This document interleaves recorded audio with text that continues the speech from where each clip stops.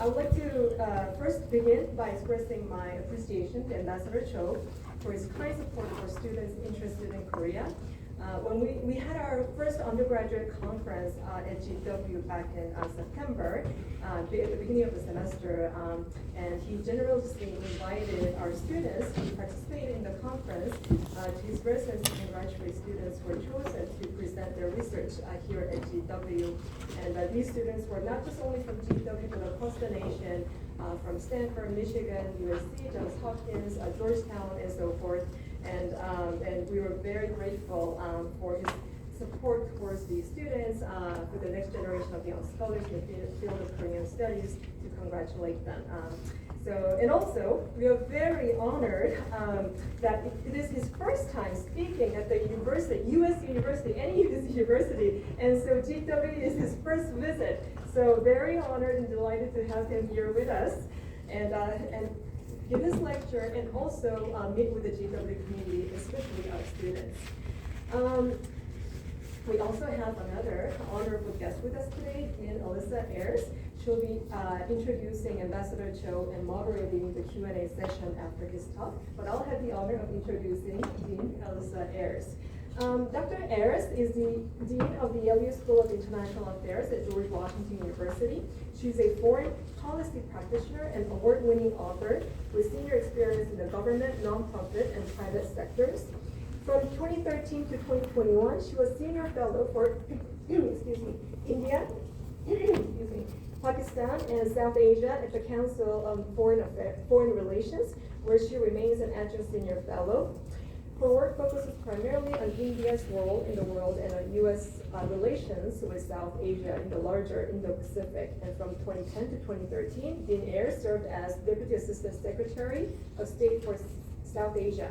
She received an AB from Harvard College and an MA and PhD from the University of Chicago. Please join me in welcoming Dean Ayers.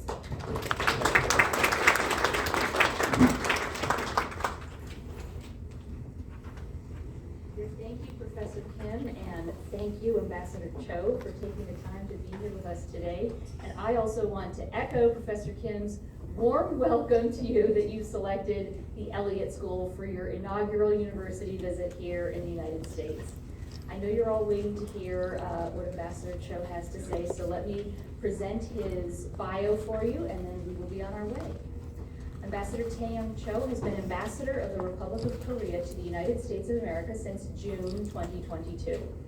Ambassador Cho, a career diplomat for almost 4 decades, joined the Korean Ministry of Foreign Affairs in 1979. During his foreign service, his primary focus was on North Korea's nuclear affairs and the ROK-US alliance, serving as both Director General for North Korean nuclear affairs and later as Director General for North American affairs. At different times, he was the special advisor to the foreign minister, as well as a senior official in the office of the president.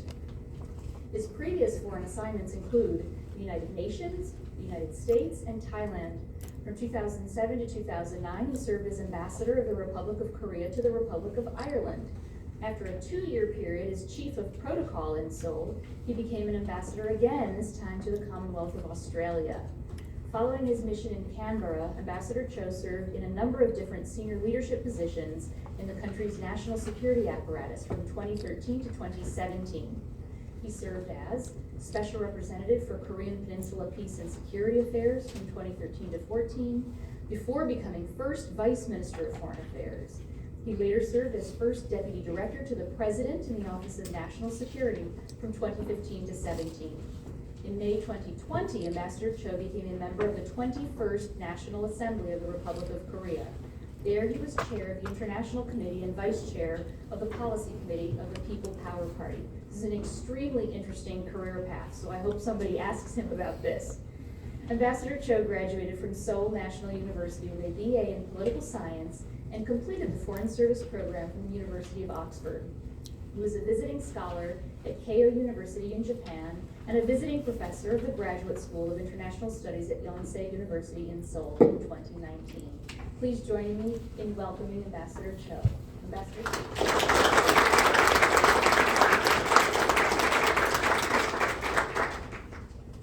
Well, thank you very much, Dr. Ayers, for very nice introduction. Well, good afternoon, everybody. It's such a pleasure and honor for me to be here this afternoon and trying to have some interactions about the new Korean government's U.S. policies and foreign policy in general, and also the current status and the future direction of U.S. ROK relations. I'm very happy to share my thoughts with you. I have like 20 minutes, I was told, to present what I think is important, and I enjoy the Q&A sessions with you. And before that, yes, my name is Cho, and first name is Taeyeon. I was a career diplomat for all my life. And then in 2017, I was at that time serving in the Blue House as Deputy National Security Advisor. And we had change of government, so I became a quasi columnist for the newspaper for 3 years and spent a year in Japan. And then I became member of National Assembly, got exposed to the some of the Korean politics offered to the foreign policy, the decision making and foreign policy in general. And then we had presidential elections earlier this year, and my political party won, my candidate won, so I was asked to come to Washington DC as ambassador. That means that I became a politically neutral again, so I quit my political party, and I'm not supposed to engage in political narratives here. So I speak about our policies as objectively as I can. And then I like to recognize the important people who organized this.